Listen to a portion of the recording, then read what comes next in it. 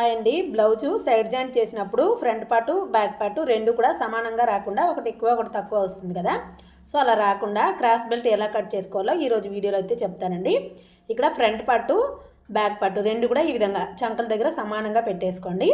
తర్వాత ఇక్కడ గ్యాప్ ఎంత వచ్చిందో చెక్ చేయండి. 2 ఇంచులు వచ్చింది ఖర్చు విడిచిపెట్టేసి.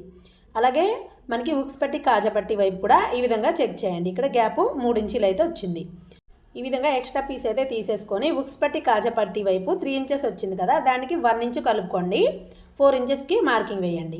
ఈ లెంత్ వచ్చేసి అంటే ఈ వెడల్పు వచ్చేసి బ్యాక్ పార్ట్ ఎంత వెడల్పు అయితే ఉంటుందో అంత ఉండాలి. తర్వాత వచ్చేసి సైడ్ జాయింట్ వైపు 2 ఇంచులు వచ్చింది కదా, ఇక్కడ కూడా 1 ఇంచు కలిపి వేయండి. ఈ మధ్యలో 3 ఇంచెస్ తీసుకోండి. ఉక్స్ పట్టి కాజపట్టి వైపు 4 ఇంచెస్ వేసుకున్నాం కదా, దాంట్లో 1 ఇంచు తగ్గించి మధ్యలో మార్కింగ్ అయితే వేసుకోవాలి. కుట్టినప్పుడు కింద పైన ఖర్చులు పోగా మనకి కావాల్సినంత క్లాత్ అయితే మిగులుతుందండి. సైడ్ జాయింట్ మంచిగా వస్తుంది. వీడియో నచ్చితే లైక్ చేయండి.